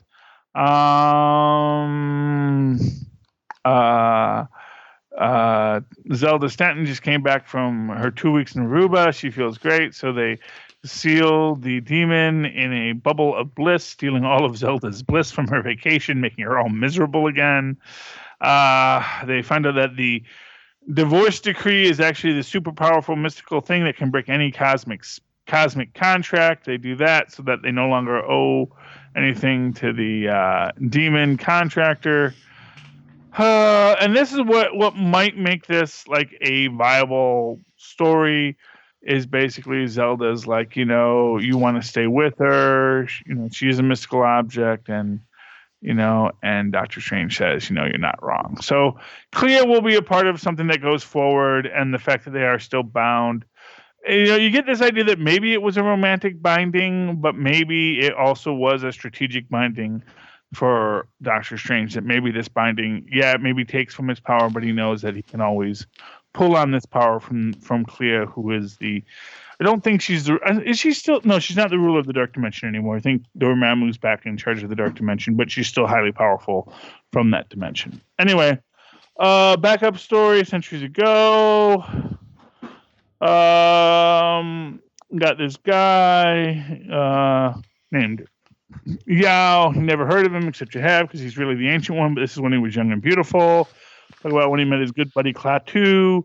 And man, if you're ever going to have like a great queer storyline in Doctor Strange, Ancient One and Klaatu, I think that is the one to be. Because you kind of get a little implication there that they're very, very close. And it does come later that they do. It has been implied that they're like, brothers, like that, got that Cat Bucky relationship. And we all know, like I always say, that one time in a foxhole don't count. Ancient One tries to steal the map to lead you to the place of immortality. Then Merlin comes to find the Ancient One, realizes he came too early. This is young Ancient One. Well, any Ancient One in Storm. And he pulls them to another place where there's a big old monster they got to fight. And we'll see that again in Doctor Strange, Masters of the Mystic Arts. 3-star book. It's a thumbs up. It's a decent book, but it's like, what are we really getting out of it? What are we walking away from here that is worth our time? And sadly, not much. There's not a lot in this story. Like I said, I can definitely see that. The Clea plot line is a dangling thread that's going to come back. I can see the preview of, the Sorcerer Supreme book will come back. Mm-hmm. Yeah, it's $5 for a book that, isn't going to affect your world too much. This ain't the introduction of the Salem 7, kids. Yeah. I think I'm going to give this one 3/4 up. It's neither annual. This, I mean, if I would have known better, I would have saved my how much were these? $5. Yeah. They were the $4.99. What are you gonna do? Yeah. I have to tell them no more annuals. That I'll buy the annual if I really feel I need the annual. I think I'm going to tell the list guys no more annuals, because it's just like, what's the point? Well, it's like I told you, they have enough regular books out now. I mean, they really need the more money. And what really kind of makes me mad is because I got the annual. Mm-hmm. I didn't get Kingpin. I totally forgot about Kingpin number 3. I bet you that was probably better. Certainly it was. I'm going to try, and if it's still there, I'm going to pick it up tomorrow and I'll add it to next week's show. But the only thing I want is like 4 books next week. So, got a book space available. Yeah. Let's say throw some other big book on me I didn't see coming. Anyway, so that was the Doctor Strange annual. 3/4 up, 1 thumbs up. It's not horrible. Mm-hmm. It's not a horrible book. Is it worth $5? I don't know. How much do you like Doctor Strange? Are you a guy who would buy a Doctor Strange annual? Then it's probably an okay book. If you're a guy who would say, why do I need to buy a Doctor Strange annual? I don't even like Doctor Strange. Then yeah, you know what? Probably not going to be a book you're going to like. Yeah. If you're not a guy that has to buy every book, this is not a book you're going to buy. If you really got to be, it's not even tied into a greater storyline. It's just really just filler stories. Mm-hmm. So what's the next book you want to do, Phil? You want to do Thunderbolts 5 before we get to the really good stuff? Yeah, we'll do Thunderbolts 5. Not a bad book. Perfectly serviceable as a book about superheroes. What do you want to give us your thoughts on it? Yeah. Yeah. Well, I was gonna say, I think I know what your problem with it is. There wasn't a lot of development. A lot of it was that battle, that fight. Yeah. Well, it's just, I guess, what's weird about it is, I mean, I get the idea that he regrets that, Cap had died previously. Mm-hmm. Although the fact that you say Cap had died previously, although, going back to that, honestly, like sometimes, like I said, if I do a retroactive, I might just say that Captain Marvel was my pick of the week, because I did like that point where they were saying, well, yeah, we're looking at all these villains, and the guy says, all these villains up here are dead. Why are you looking at them? He says, yeah, if I had $1 for every time someone said he's dead, Yeah. And that's where we're at with Captain America. It's like, oh, Cap died, but came back, and I couldn't save him. No, this time I will. But basically, the short of it is, this issue is basically Bucky finds out that because it's all Bucky. You really don't get much of the other Thunderbolts. Bucky finds out that Ulysses had this vision of Miles Morales killing Captain America, so Bucky goes to track down Miles Morales, and like I said, most of this issue is their fight until S.H.I.E.L.D. shows up, and then Miles gives him the Venom Blast, knocks Bucky out, and Bucky ends up locked up just like he was in the Captain America Civil War movie. Yeah. Although, what's kind of weird about this? It's like, how does Bucky not know that Spider-Man have spider sense? It's like, in what universe is just waiting and shooting a gun at a Spider-Man ever work? Yeah, exactly. It's like, it didn't work for the Punisher either. Although, I think they've said before, I think there's supposedly a certain distance. I don't know. The rules kind of get funky with that spider sense, but I know there have been stories where, like, if someone's far enough away, they can get around it. Oh, they always can't. Well, the reason why the spider sense didn't work was because they had the one where, like, a robot Aunt May hit him with a lamp. It's like, well, because he didn't think that Aunt May would ever hurt him. So yeah, there's all sorts of bad explanations to why the spider sense conveniently fails. But not this time. No, not this time. Spider sense totally worked in the rain, no less. Well, here's what I'll tell you. You want here's the actual reason why spider sense is intermittent. Why, as Dr. Octopus once said, what a completely useless power. It just buzzes. It doesn't tell you why it's buzzing. Because the spider sense is tied to the universal web. Mm-hmm. Which also means that it's basically tied to the story. It's tied to... It basically, it works when it helps the story, because as we all know, someone has chained the universe. Franklin Richards. Someone has chained the universe, and the universe is not free. And so there are, as Gwenpool says, there are the writers, the architects of your universe that we can view. And so when it helps the story, it helps the story. When it doesn't help the story, not so much. Little fun headcanon for you kids. Okay. And yeah. And Bucky's captured. Which means, hey, next week he gets to meet next issue he gets to meet his old buddy Steve, who's, it makes you wonder if Bucky's gonna realize what the heck happened. He's gonna just look at Cap and say, "Oh, she made you Hydra, didn't she?" Like, what? Like, yeah, the Kobik. She totally turns you into a Hydra. Well, it would just be so perfect. She just looks at Cap and says, "Oh, I see what happened. I got what happened." Yeah, it's... Well, they kind of hinted around in the letters page that Bucky's probably going to find out Steve's Hydra. Just maybe not the reason why. I don't know. Well, it should be painfully obvious to Bucky, since he knows Kobik, knows what Kobik does, knows what Kobik did. you may not realize, like, well, why did you make him Hydra? Because it's like, oh, because, my friend the Red Skull said make him Hydra. Hydra's cute. Yeah, well, Bucky should have known about the spider sense, too, and he didn't. Yeah, Bucky's stupid. Bucky, you're not good at your job.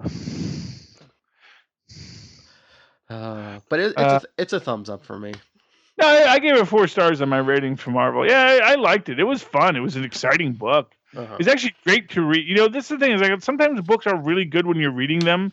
Then when you go back to review, it's like, well, that was kind of stupid. That wasn't the best. No.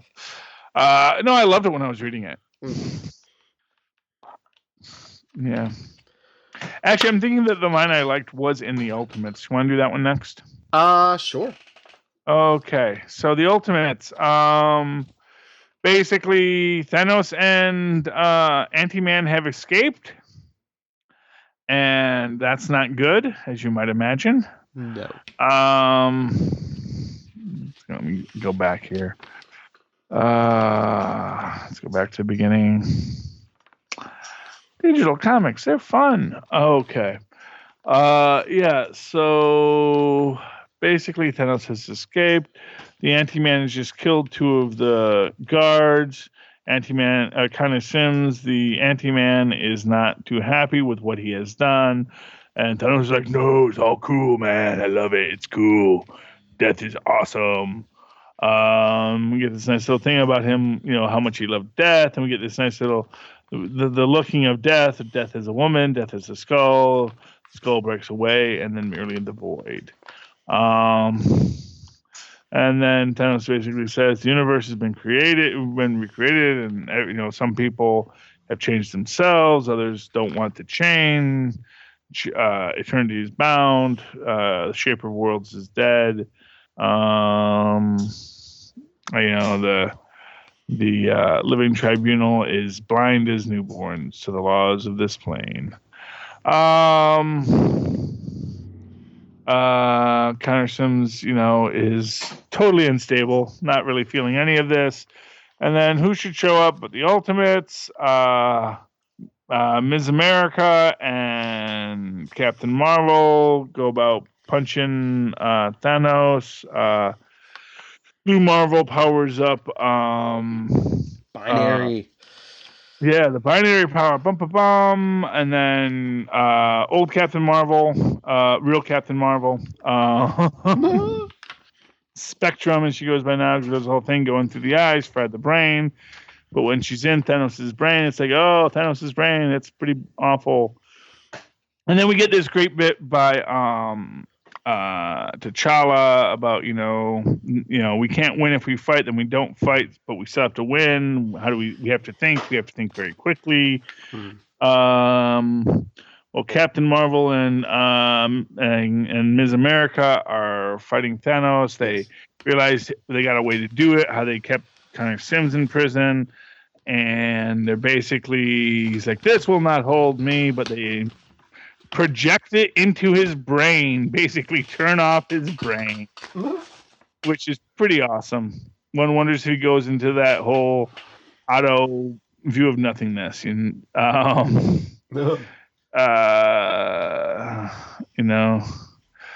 not going to work. And they're going to make it more, they're going to put him in a secure facility, more secure than the last one. And so we need to get back to Allison Grain. Carol says, they'll find the proof we need. She's guilty. Ms. America says she's not guilty. You just need your quota.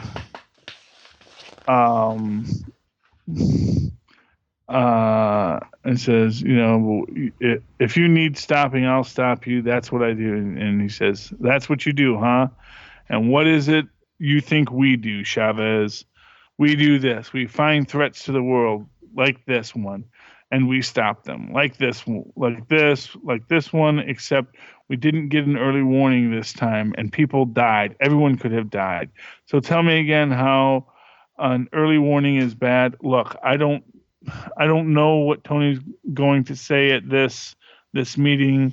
Yeah, we know what he says. He wants to have, but I can guess.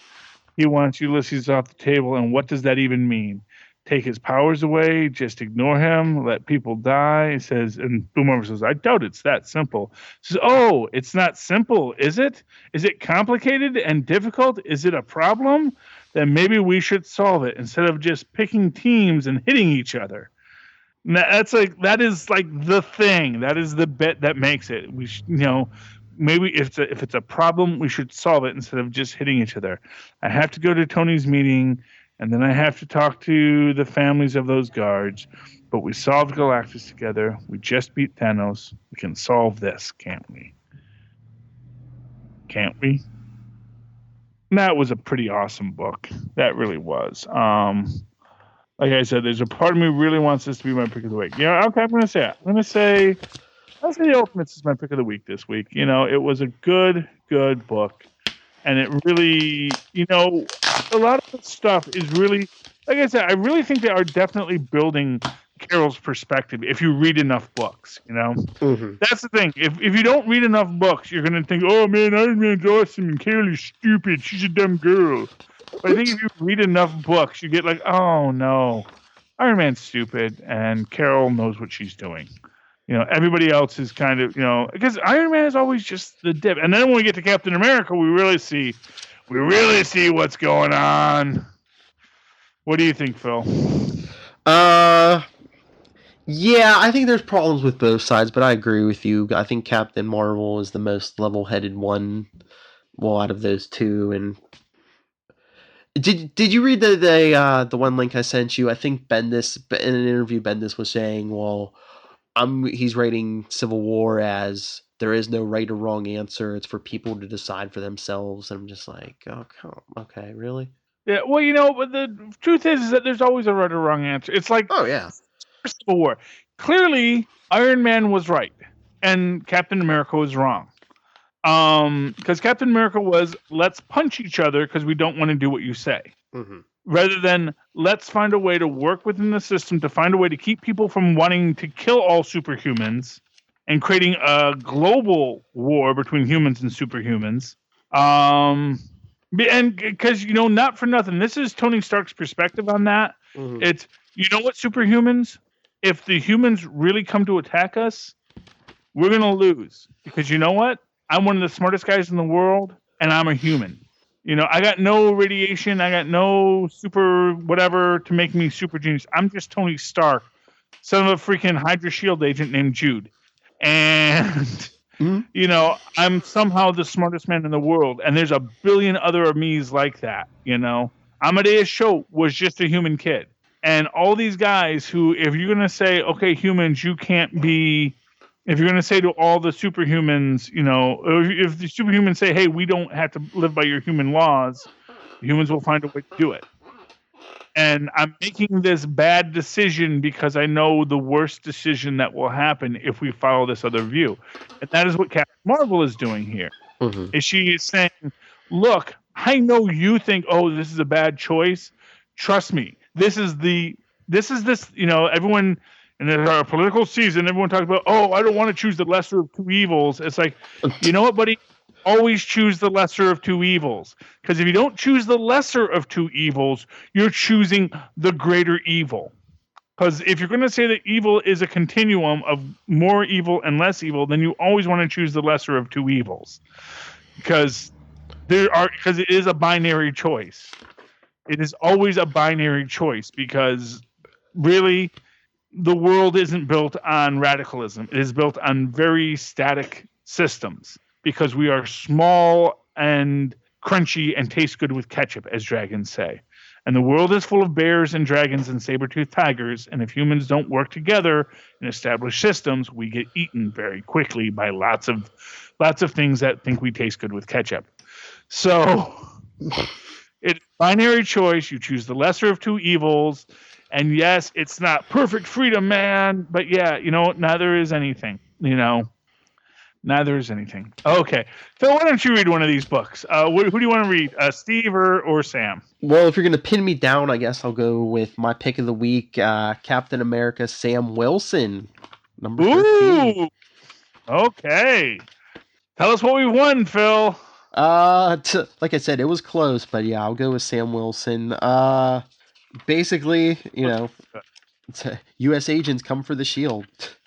Yeah. And Thanks. it's a challenge for Sam because, like he even says it here, John's giving U.S. agent John Walker has given Steve Rogers a run for his money, and he had the super soldier serum. Yeah, well, John Walker's like Demolition Duffy strong, Yeah. Oh yeah, he's been strength augmented. Yeah. Yeah, and Demolition Duffy. If you all remember that first, well, it wasn't the first issue of the thing, but when Thing joins the Unlimited Class Wrestling, and he does the whole, "Hey, how many more of these 1-ton weights you got laying around, buddy?" Uh-huh. And they said, "That's enough, Thing, you're in." And then says, "Who could ever beat him?" And then Demolition Duffy goes up and he does it, and he nearly kills him, but he does the deadlift on 15 tons, which is nothing to the Thing, but it's freaking impressive when you think about it. And yeah, and that's the class that a guy like John Walker's in. He's a really freaking strong, powerful superhuman. He is superhuman. He was all power brokered. He's the same program, Mm. Yeah. But yeah, Sam's eventually able to defeat him, even though meanwhile on TV, Fox News is calling for pushing the "Take Back the Shield" hashtag. Not Fox News, not Fox News. What? It's CB something, CBA or the. I don't know. Yeah. I don't think they show the final letter. Yeah, it's CB something. Yeah. Yeah. Well, I think they've said it before. It's like WHIH. Have you seen any of the WHIH tags out there? No. It's news reports from the Marvel Cinematic Universe. They put a bunch of little. It's got one of the guys from the Daily Show. I want to say John Madrigal, and a female actress who I don't really recognize from anything, but I'm sure she's been on something great.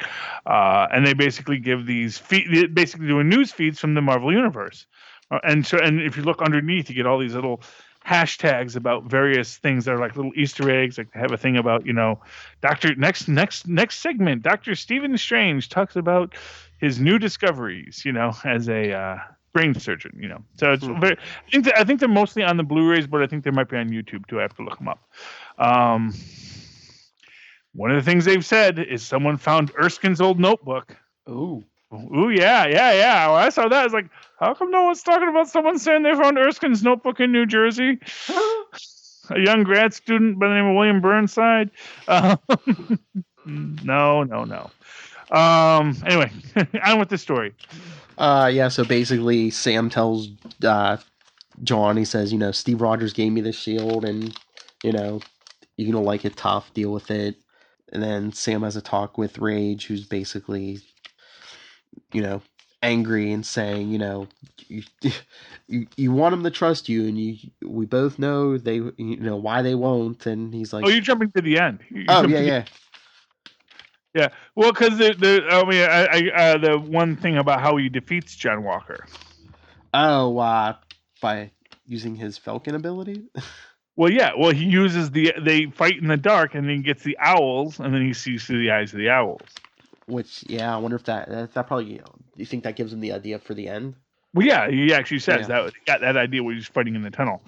Although we'll get to the end in a minute, because this is another thing about the complexity of the superhuman human relationship, which we'll get into there.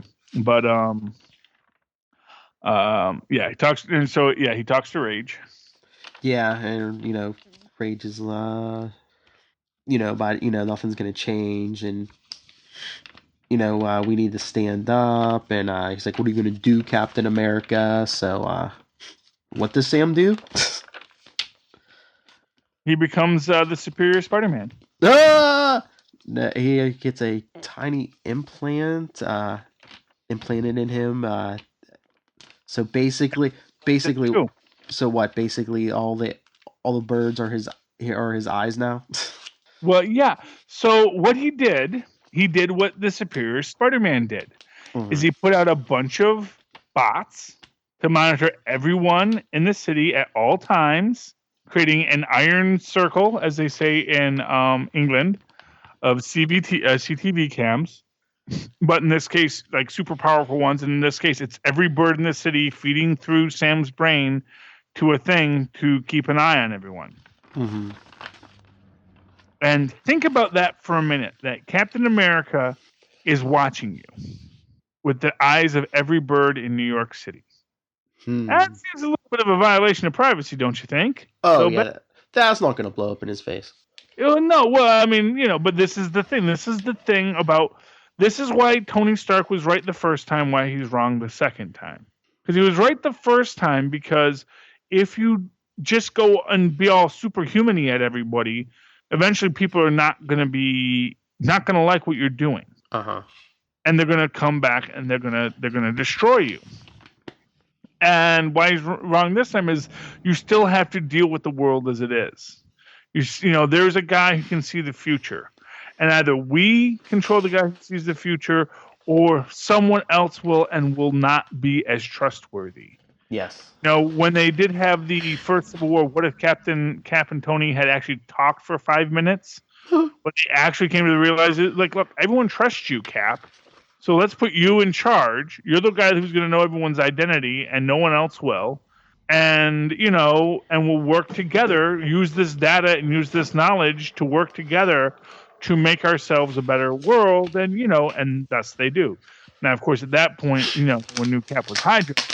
So who knows how that would work out now in a Kobik altered universe. But how does Hydra Cap play into this book, Phil? Oh, well, he shows up at the end and he's talking to U.S. agent and he says, well, you saw how out of control Sam was out there. And he says, I need you to keep an eye on him and get that shield away from him. And he says, because I can't do it, because think about how that will look and how it'll divide the country. Bum, bum, bum. You could trick that John Walker into doing just about anything. Yeah, but that's actually one of these things that I wonder in this, because it's like, I'm not convinced. I am not convinced that Cap is as Hydra-y as everyone thinks. And I'm watching this and I'm looking at this and like, here's what I'm going to say. And this is what I'll always say. Cap is not dumb. In fact, Cap has peak human intelligence. That is one of the things that the super soldier serum gave him. It gave him peak physical ability, but also gave him peak mental ability. That's why his reflexes are so fast. Mm-hmm. As you said, he can dodge bullets because he sees the bullets coming, because it's like he can see the world the way Quicksilver does, and he can react to it because his reaction time is just that fast. His awareness is just that good. And we see that when we get to the next book, Steve Rogers' Captain America #5, where we really get Hydra Cap all hydra'd out. Oh, yeah. But I can't help but feel in this that what we're really seeing is that Cap intellect really being shown for the first time. When Cap was going up against, Reed and the Illuminati, mm-hmm. and they were staying one step ahead of him, that was the depowered Cap. That was the Cap that was still a real smart guy, because Cap was always a smart guy, because he was always a bit nerdy, but he wasn't that peak human intelligence. He wasn't that guy who could think 8 steps ahead. And he didn't notice it because when he was doing himself as his normal day, he didn't think about how many steps ahead he was thinking. But now that we really get Hydra Cap as this man who has a plan for the world, we really see him playing this out. And so, if I was going to pick one of the Caps, Steve Rogers would have been my pick of the week, because it does get into this deep darkness of the Cap psyche. Mm-hmm. And why I'm not convinced that he's evil, because like I say, this is Hydra as understood by Kobik. This is Hydra from stories the Red Skull told her about the beauty and the glory of Hydra. Yeah. So this is Yeah, but I mean, I have a feeling that, this is a Steve Rogers plot, because remember when Kobik brought him back and de-aged him and all this, Sam offered him the shield back, and he told Sam, no, you keep it. We share the name. You keep it. You need to have that. And now we send John Walker after him to take the shield back. It's a plot. He's been plotting that since Well, yeah, well, no, but that's the thing is like what he's doing is he's setting pieces on the board. I think he wants him to have I think actually he wants Sam Wilson to have the shield. Because I think he sees Sam Wilson as one of the good guys. And he does not like John Walker one little bit. John Walker, in his mind, is a freaking ass. Yeah, but I think he's playing them against each other. And, I mean, he's setting two patriotic figures against each other. He's setting Sam Wilson against John Walker. I don't know how patriotic of a figure John Walker is. Well, he's wearing the American colors, let's put it that way. Well, only because one of them's black. In fact, I thought that was an interesting visual, the idea that they have the black Captain America fighting the Captain America dressed in black. Yeah, but I mean, I think everything Steve Rogers does, he's trying to basically undermine and then destabilize like the American government, the superhuman community. So guess what? This kindler, gentler Hydra can just slide in and say, "Hey, we'll take care of you." Mm-hmm. Something along those lines, but I do think he's also still Captain America. That's what I'm. Well, that's what I'm wondering if he's in there fighting this. If there's a part of him that's saying, "No, this is wrong. I know this never happened." Well, I think that there is a part of him that does see that. I think there's definitely a part of him that is operating on that. Now, I do wonder if Ian is coming back because we know that Ian and Cap and Sharon's daughter from the Hydra universe, at the end of the Hail Hydra Secret Wars series, went back to floor 616 in the Infinite Elevator just before the end of Secret Wars. So, were they able to get back to our universe? Where did they wind up? That's an interesting question of what's going to happen next in that. But here's another thing. Since Franklin restarted, the multiverse, are we still the 616? Have they mentioned, are we still the 616? Well, the 616 was actually something that was created by, what's his name? Beardo guy. Alan Moore. Alan Moore, yes. That was, he actually created that in the UK version. And actually, for the longest time, people in Marvel didn't use 616, generally speaking. Yes. But then it just got so common parlance to discuss the main universe as to call it this universe 616. Because the whole point is that in that infinite number of universes, every universe had these weird designations. Universe, and they actually created, and people have created like these codes for like, they call it, this is, universe, 6189 because it's the 616, but this was storyline. It stems from a storyline that started in 1989, so we call it the 6189. I think that's, or like 6188. I think is like the official designation of the MC2 universe, because it starts from 1988 or something like that. Like it's that 1988 is when the time branches off into its own universe. Also, the universe, we still haven't realized if that is its own universe yet now, because whether or not because it wasn't pulled into the Secret Wars world, man. No Spider-Girls in that. Anyway, so we're talking Captain America now, right? Steve Rogers. Yeah, let's get to Steve Rogers. Yeah, because we gave Sam Wilson thumbs up. That was a great book. Yes, without a doubt, it's a great book, and we've been talking about that. Basically, what we're seeing here, we see that Cap finds out about Ulysses. He calls off this plot from Hydra.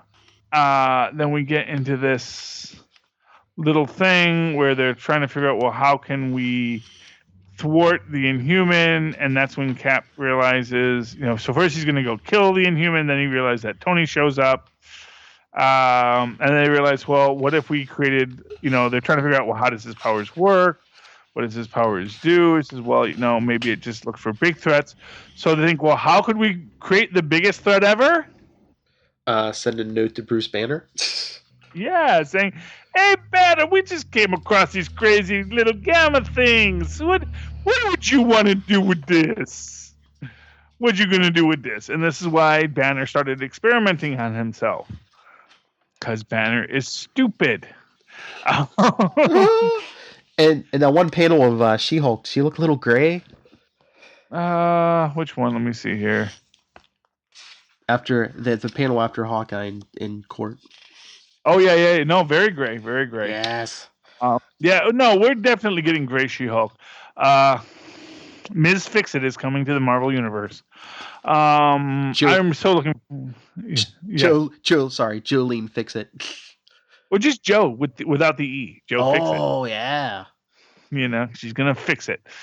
Oh man, Jen Walters in like a blue 3-piece suit. That is gonna be awesome. Fedora. So want to see that. Yeah. Oh yeah. Oh, it's like Peggy Carter Fedora time. That is going to be awesome.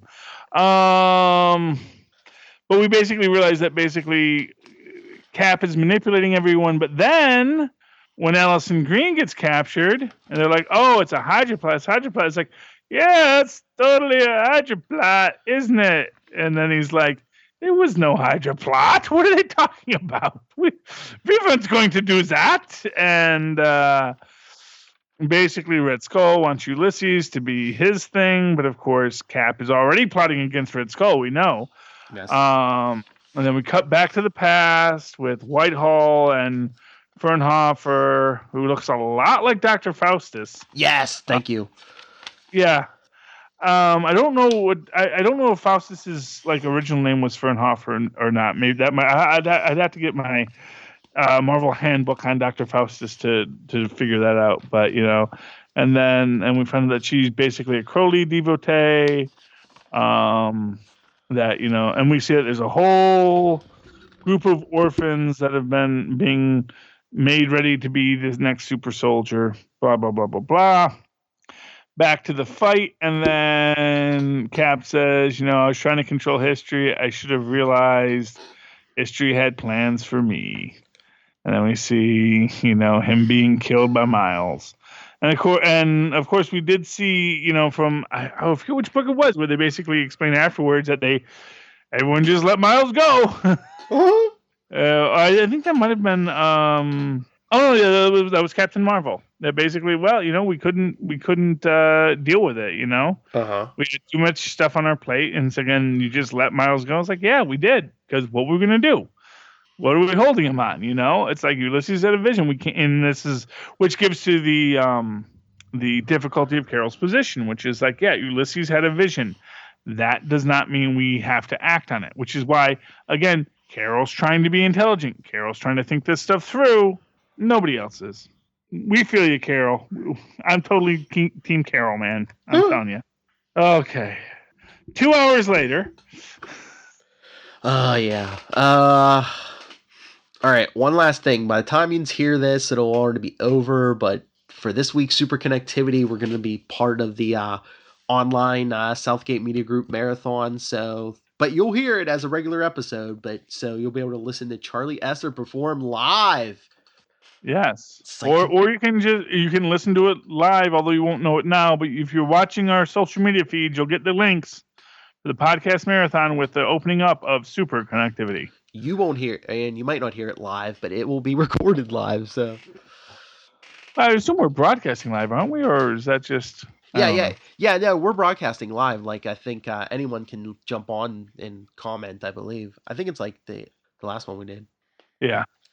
Oh, we can get some real-time feedback. Awesome. Ooh.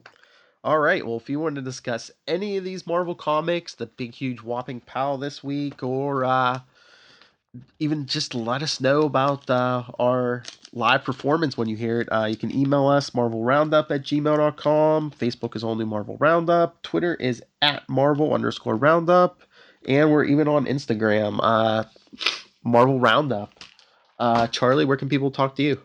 Well, you can always write to me at superconnectivityblog@gmail.com. That's superconnectivityblog, all one word, @gmail.com.